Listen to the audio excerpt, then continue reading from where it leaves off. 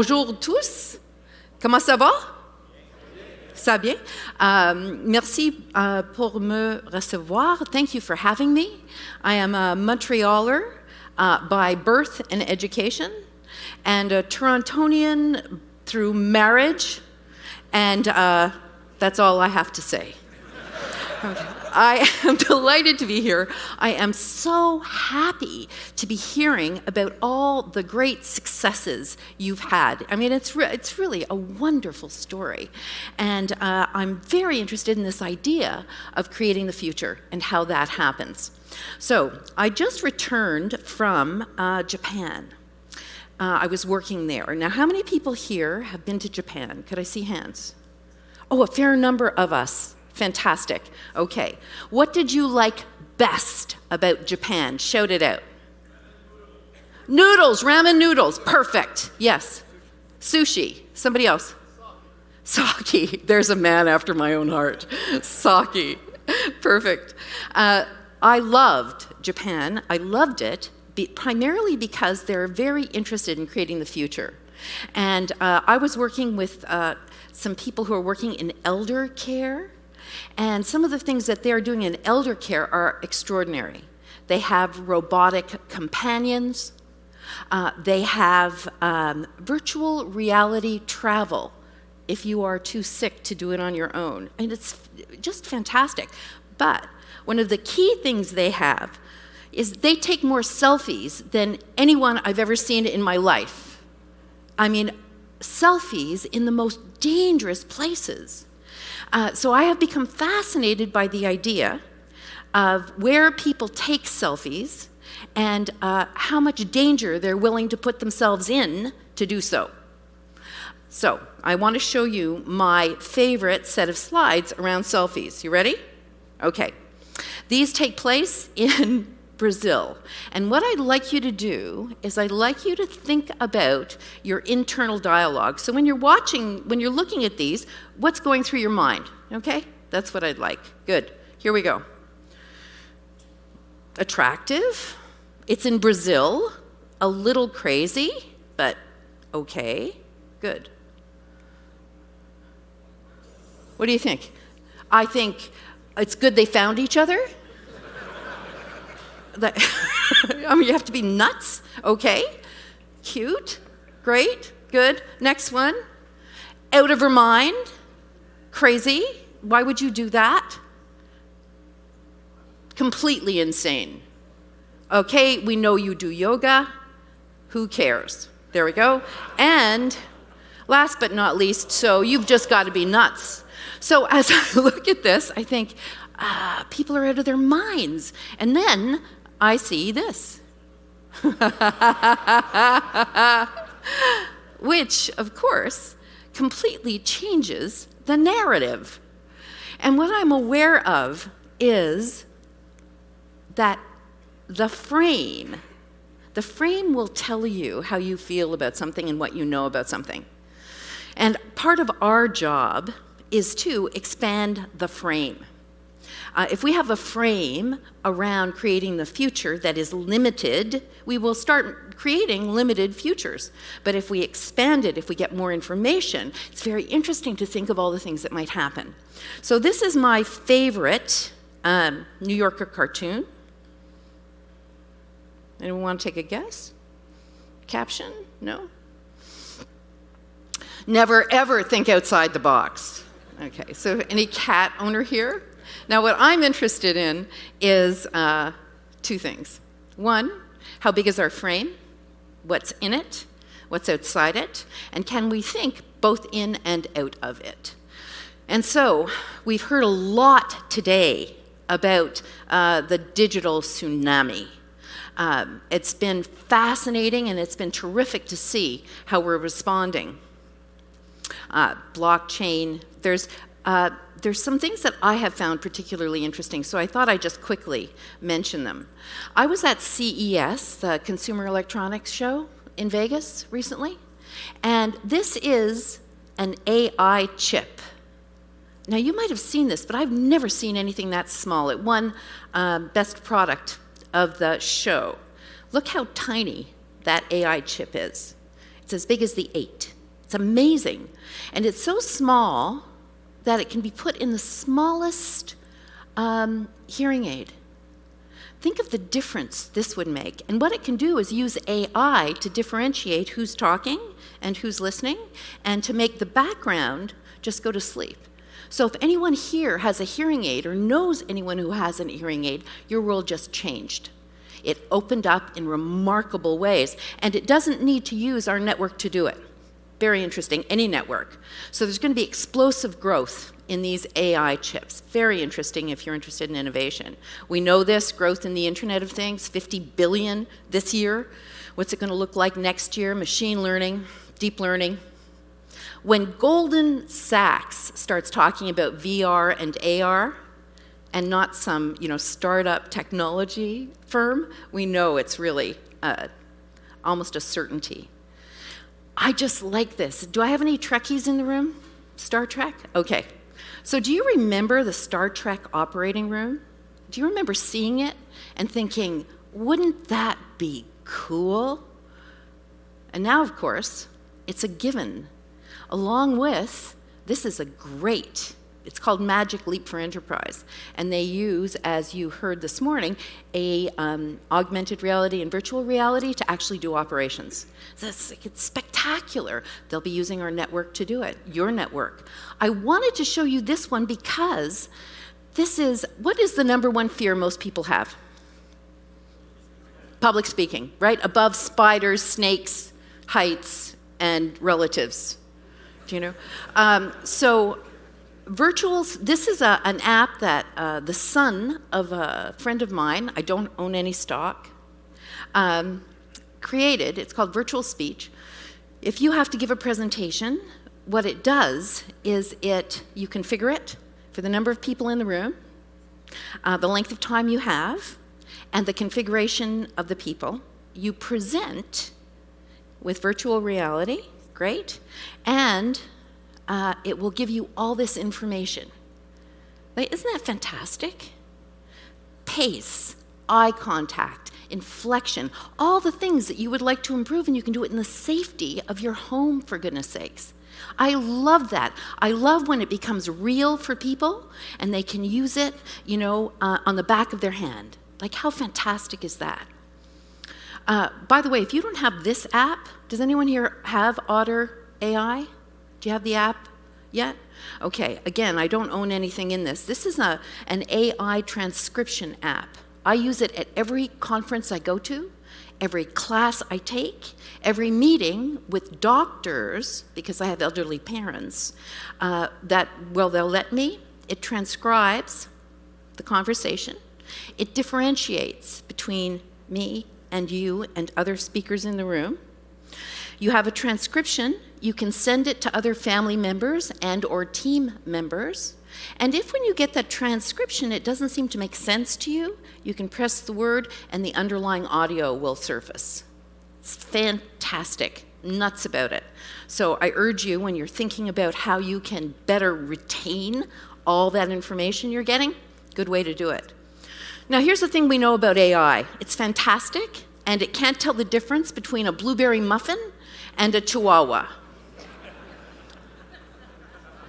Or, I like this one even better, a mop and a Comarin. So, we know that it's fantastic and it's doing marvelous things, and it has some weak spots. I just like to say this. We've talked about technology all morning, all day. This is a picture of New York City in the 1900s. I've been through this thing with a fine-tooth comb, and mostly, as you can see, horses and buggies, and I was able to find 2 cars, 1900. Here's the same corner in 1910. I found 1 buggy. And what strikes me is that what we're capturing here is the idea. Bill Gates once said this, we deeply overestimate the change that will happen in 2 years and deeply underestimate the change that will happen in 10. So we better get ready.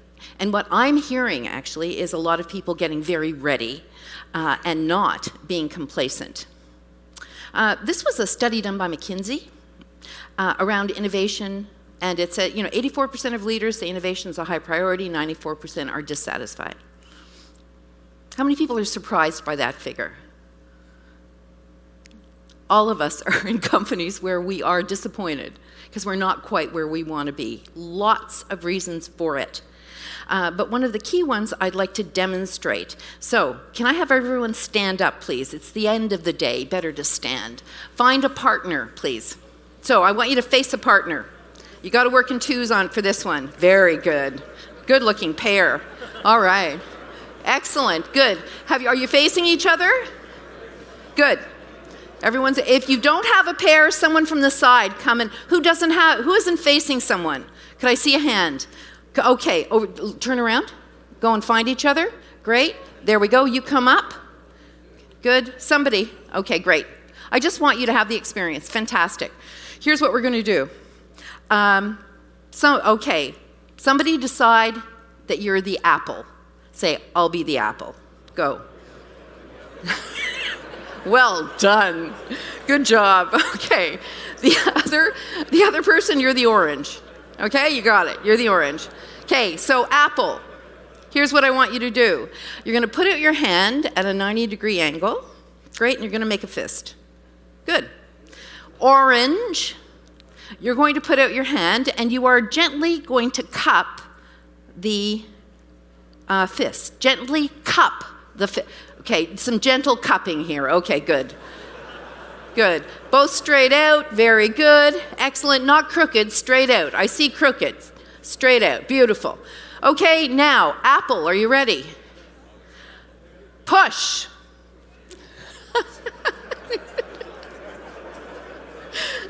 Oh, that's hysterical. Okay. Okay. Thanks. Okay. Stop. Stop. There's people who have veins bulging on their head, okay? You're bulging. Great. All right. Can I have you sit down? Okay. Now, honest to God, gritted teeth and bulging veins. Great. Apple. So here's the thing. Apple. What did I ask you to do? Push. Good. Orange. What did I ask you to do? Nothing. Orange. What did you do? Push back. Okay. Not only push back, took great pride in pushing back. All right? I push back harder than you push forward. I mean, honest to God. Okay. What we're capturing here is the resistance we have to any kind of change or force. Let me just say this. What happened for oranges is you downloaded into your limbic brain. That's your animal brain. You downshifted. You're not going to make me move, you said. Okay. And part of what we're doing in this day we have together is learning how to upshift so that we're making decisions about how we're going to respond. One of the reasons that I know I work with organizations all around the world, and it doesn't matter what you change, someone will resist. It's almost a natural instinct. So let's know it and work with it. So when you as a leader implement a change, know you'll get resistance. Good job. Welcome it. And then move it forward. Say, stop being an orange. Do this thing. Let's see how that goes. Good. So what we know is that innovation is a challenge. Innovation is a challenge. We want it. We want to welcome the future. We want to create the future, and it's challenging. Good, for lots of reasons. So I'd like to give you 3 kind of very low-tech hacks to help you create the future. Low-tech. Here we go. Ready? Good. The first one is define your terms. Might sound straightforward. Okay. Define your terms. I work with organizations who use language like a butter knife. And what I mean by that is it's soft and spreadable. Nobody knows what they want. The words come from on high and they're completely unclear. We want innovation. What does that mean? We want you to be creative. What does that mean? It's a constant battle to try and figure out what people want. And then I work with other organizations who treat language like a surgical instrument. It's fascinating to see the difference. So I just want to work with you a tiny bit. This is going to sound basic, but I see problems all the time. So what is creativity and what is innovation? We have strategies we have to reach, and those strategies are going to require us to do things in a new and different way. So let's think about this. So what is creativity? Turn to your partner and tell them. Turn. Honest. Just turn and say something. It's an idea. You're sitting by yourself. You're in terrible trouble. Okay, you got somebody? Good. Got it? Okay. Fabulous. Here we go. So, creativity, what's an element of creativity? Very nice, imagination. Good. Somebody else? New. Something new. We're creating something new. Good. Something else? Different? Is that different? Yes. So, creating something new, using imagination, fantastic. So, we would say that it's the use of imagination to create something new, unique, or unexpected. Good? Okay. Does everyone have the capacity for creativity? Yay or nay? If you think yay, put up your hand. Could I see hands? Okay, so most of us think we do. When I go into an organization, I can't tell you the number of times someone will come to me, because I work in innovation and leadership, and they'll say, Leanne, I'm just not creative. What do they usually mean? What do you think? They say they're not creative. They've been told they're not creative, number one. Number two, maybe they can't think of any ideas, or most often, they think they are not artistic. Does that ring a bell? So people who think they can't paint or draw, right, aren't creative. And here's the news. 9 times out of 10, the person who said it to me is a single parent, 3 kids, 1 paycheck, and they're all in sports. Let me tell you, that is the most creative person in the room, but they can't draw. So I want to broaden our definition of what creativity is. We all have it, we just have to access it. So I'm going to give you a challenge. You ready? Okay. This is quick, you're just going to shout out some answers. Good. What is half of 8? 4, good. Give me more. 3, nice. Give me another one. 0, 0. Circle. B, oh nice, a B. E. S. What's that? Okay, great. So just 2 things about that. I want to come back to the infinity sign. The first is, I once had a group where someone said, it's half of 8, Leanne? Yeah. And he said, it's A. And I thought, I think I want you on my team. Like, that never occurred to me. That's great. The other one was, I was working with some professors, and you never want to work with professors, okay, ever, okay, at the Schulich School of Business, and there was a philosophy professor in the room. Great. I say, what's half of this? And he says, Leanne, that is an infinity symbol, my dear, and there is no half to infinity. Oh, shoot me. You know, like, get out. Well, the best part was next to him was a math professor who said, Oliver, there is. And he starts doing the math, you know, and they walk out of the room, for which I was very grateful. Anyway, okay. I want you to find a partner, maybe different from the one you had before. We're going to make this quick. Go. Find a partner. Good. Yeah, find a partner. Good. Good. Quick. Lovely. It's the end of the day. Good. Here's what I want you to do. I'd like you to find at least 3 ways together, you're going to brainstorm, that Madonna is like an apple? Go. Together, brainstorm. How is Madonna like an apple?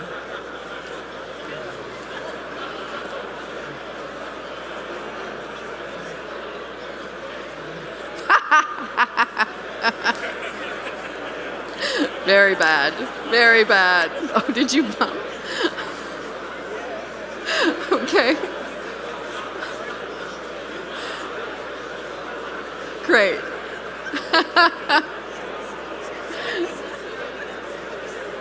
Okay. Fantastic. Quick exercise. Just quick. Okay. So, in what ways is Madonna like an apple? You're going to have to scream it out. I'll repeat it. Say that again. Clothes?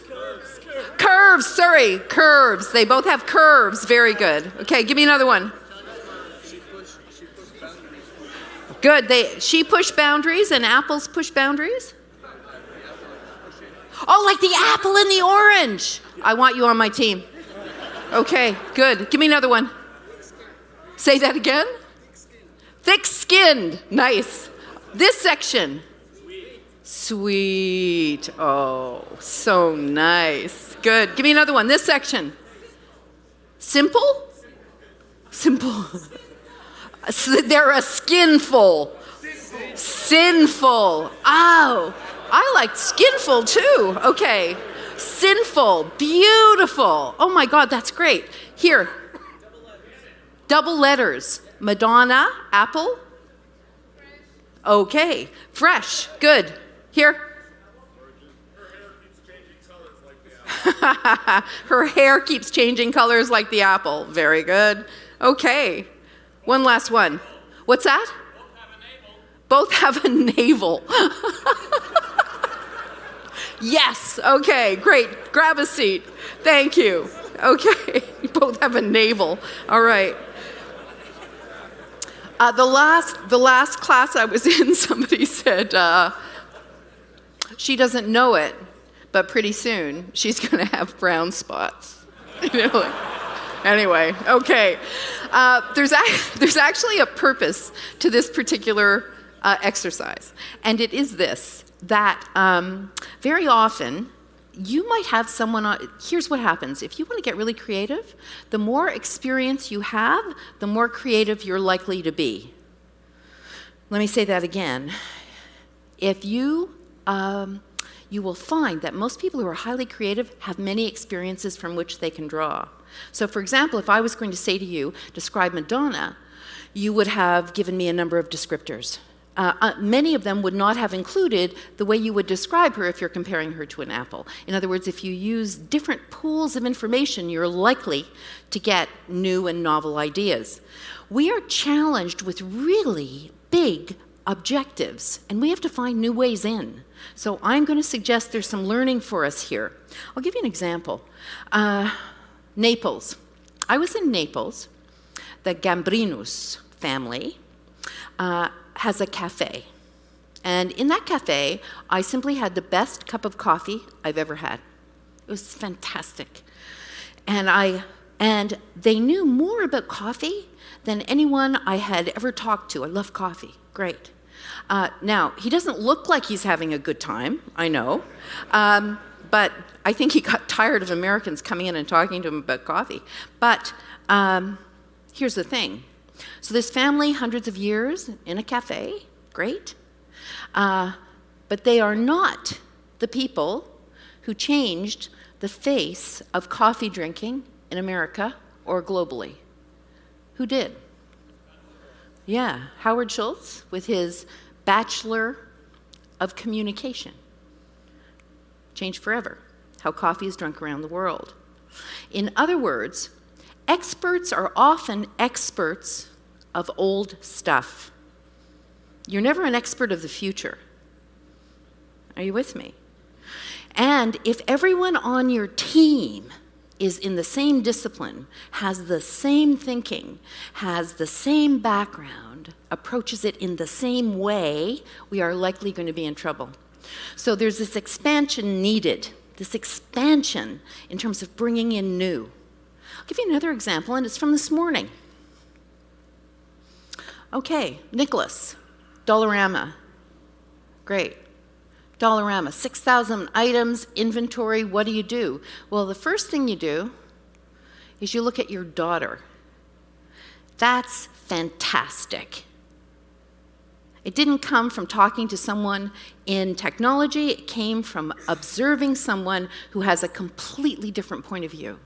It's a fantastic idea. So when we create teams, are they all of the same disciplines? And if so, we have some, I think, have some work to do, and yes, bring in your kids. Yes. Now, here's the thing about creativity. Is every idea you have a good idea? Really? Okay. Here. Like, that's a bad idea. There's no way that's a good idea. Is it? Okay, but it's creative. Now, I have to tell you that whenever I show this picture, there are a couple of people, and I could tell you who they are just by looking at them, who come to me and say, where do I get that? Do you know? So I guess it's useful for some. Okay. This is to say that creativity is one thing. It's coming up with ideas. They could be useful, they could not. Great. What is innovation then? What's different about how is innovation different than creativity? Useful. I love it. Good. So here we go. Creativity, use of imagination. Definition we use at Schulich is innovation is applied creativity that delivers new value.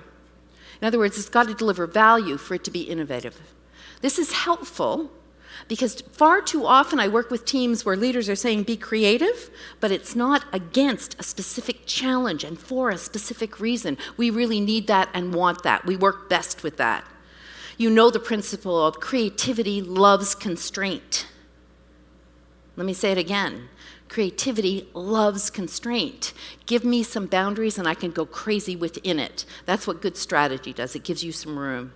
Anyway, here's a definition that Bell Media uses for innovation, which is a great idea delivered. I love that. I thought that was great. And what's interesting about it is that he doesn't specify, or they don't specify, how you deliver.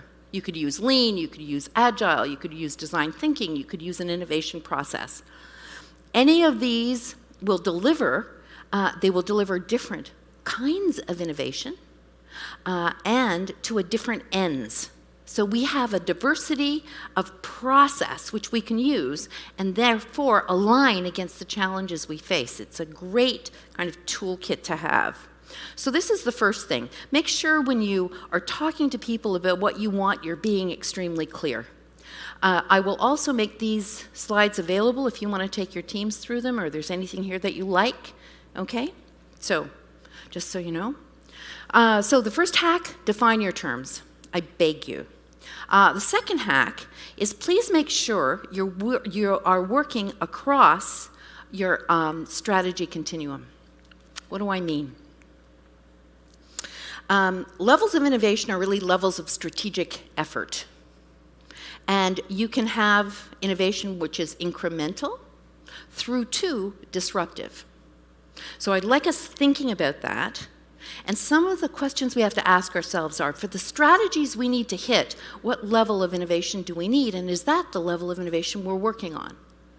So for example, an incremental can work beautifully for much of what we need to do. Not all, but much. So I'll give you an example. Apple makes its living through punctuated equilibrium, not through disruption. True or false to your mind? When was the last time Apple did something truly disruptive? Ages ago. Decade. And then before that, 2 decades. Yet, if I ask people to name innovative companies, Apple will always come up. Always. And the reason is they're masters of incrementalism. How many people here have iPhones? Okay, how many people have changed their iPhone in the past 2 years? Money makes the world go. I mean, Apple does extremely well with this strategy. Their apps outsell, as we know, global film box office. It's over 50 billion now. Crazy, man. My favorite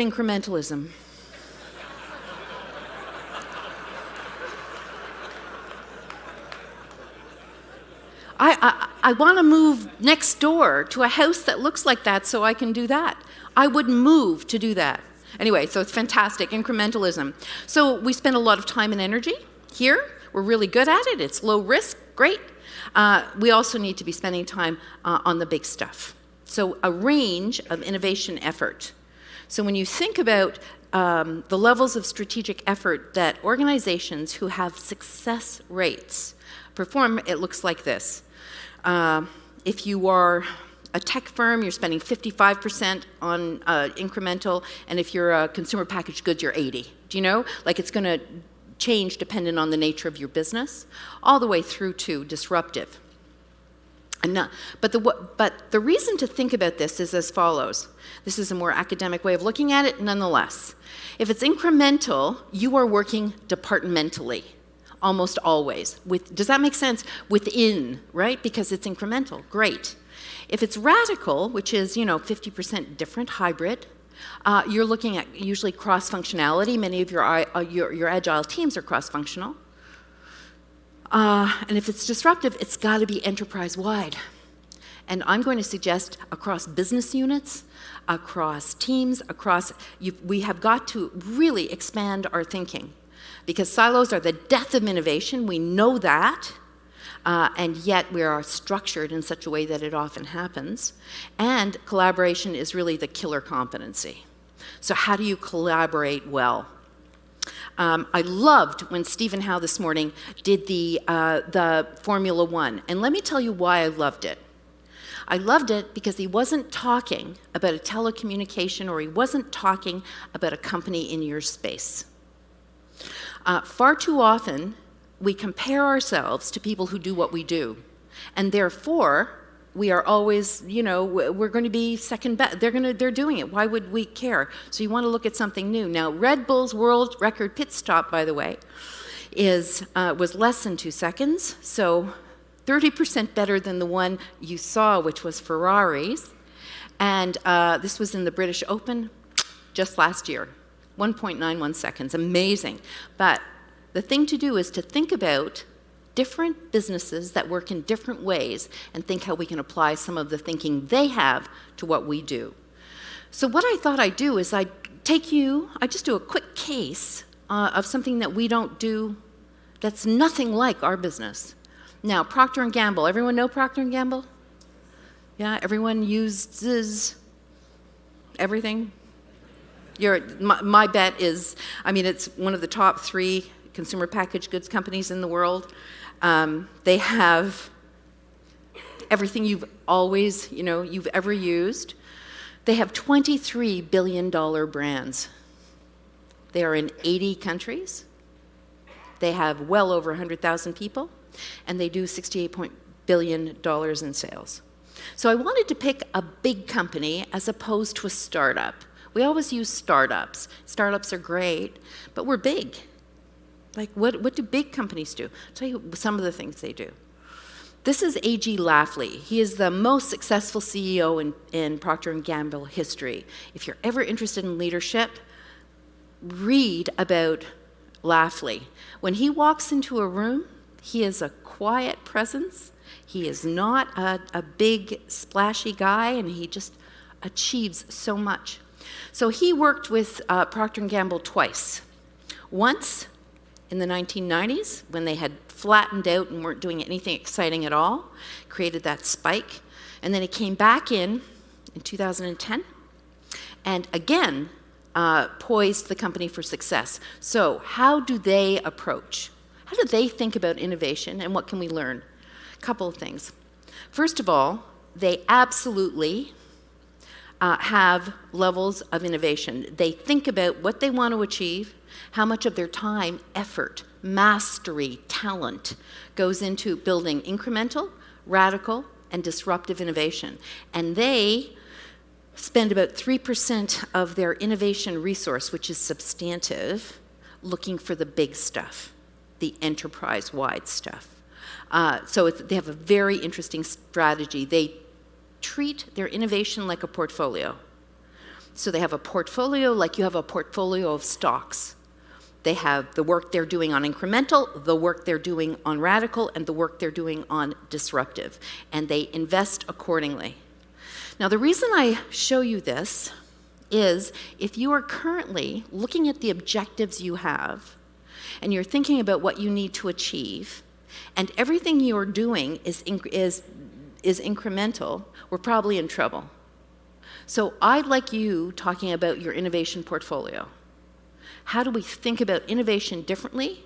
Because if you are going to be working in the radical or disruptive, we're working across the organization. What is that going to look like? So this is just a good heads up for us in terms of a discipline. And what we know is that companies that innovate with this kind of disciplined thinking do twice as well as others, 200%. It's worth a look-see.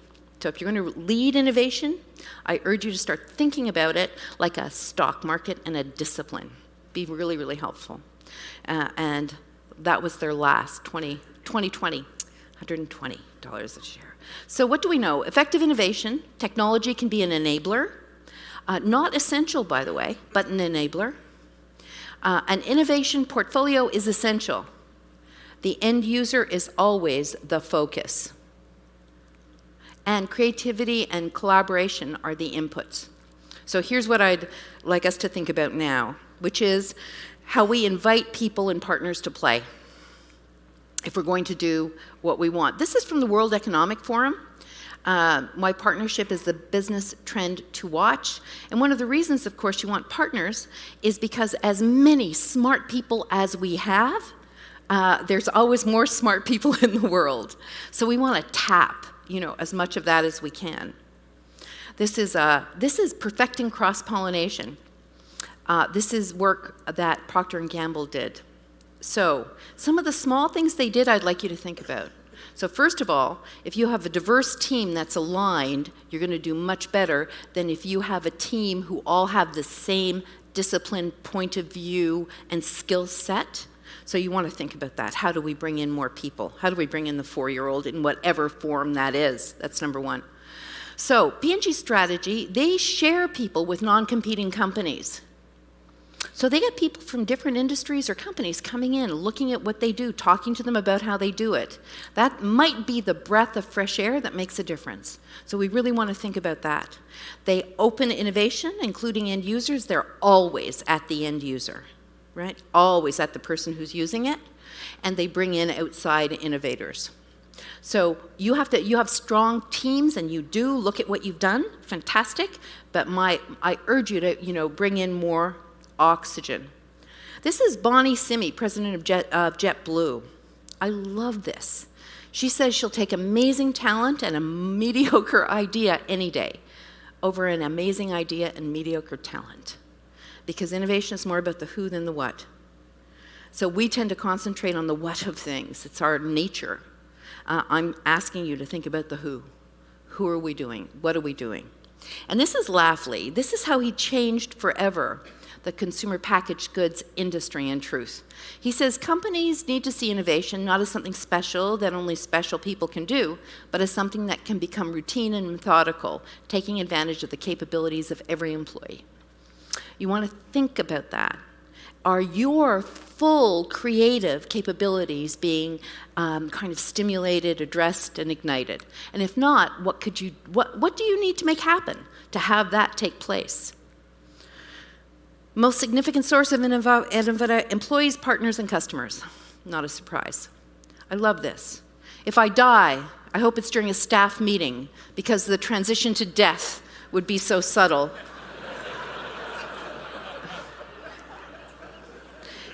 If this is your team, you gotta mix it up. We gotta do something differently.